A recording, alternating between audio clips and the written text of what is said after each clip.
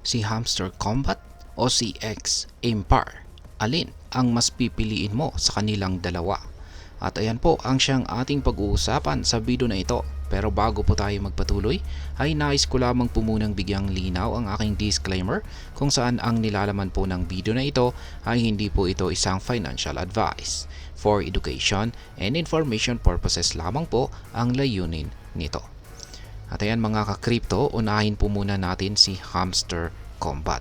Ito po ay inilabas noong simula po ng taong 2024 at ito po ay mabilis na nakakuha ng 300 na million users. Ang simple approach po nito sa profit earning opportunities ang siyang nagdala sa malaking atensyon nito.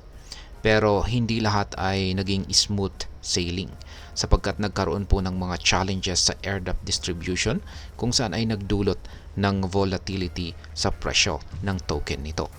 At sa kasalukuyan, ang presyo ng Hamster token ay nasa 20 digits 4305 kung saan ay bumaba po ito ng 50% mula nung ito ay nailabas.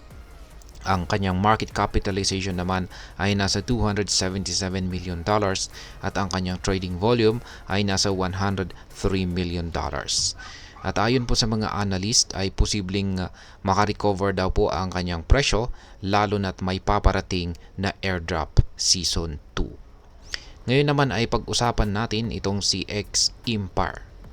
Hindi lang po ito isang laro kundi isa itong blockchain project na nakatuon po sa DApp or Decentralized App Development.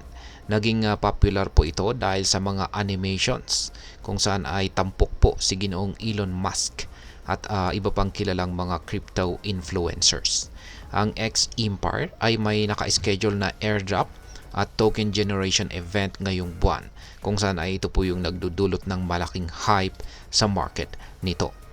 At ayon naman po sa mga analyst, ang presyo ng X Empire token ay inaasahan pong magsisimula sa 20 digits 2 at posible daw pong umabot sa 0.02 hanggang 0.03 kada token. Ngunit maraming factors ang dapat po nating isaalang-alang para sa accurate na prediction ng kanyang presyo.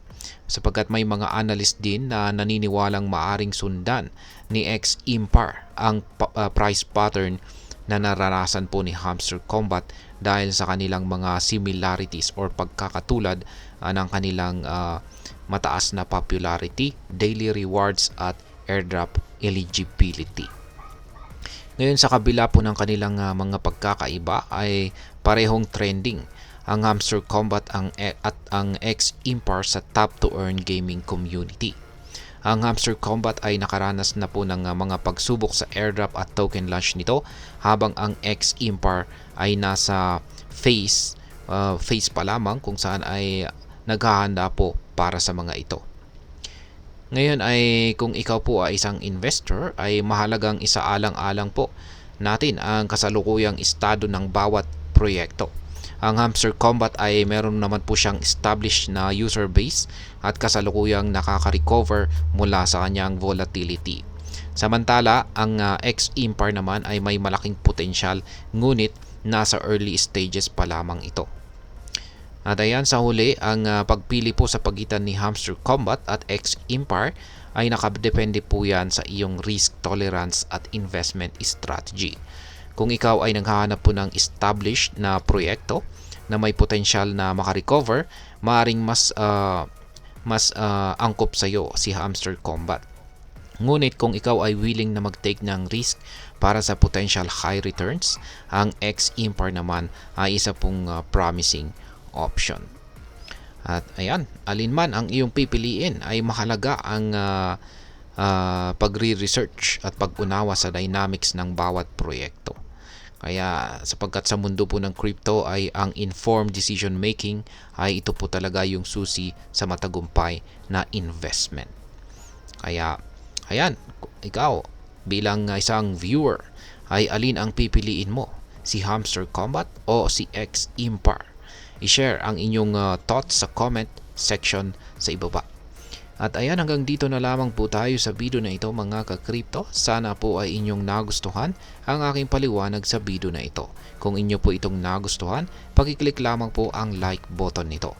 Para naman po sa mga bago lamang dito, kayo po ay aking inaanyayahan para mag-subscribe.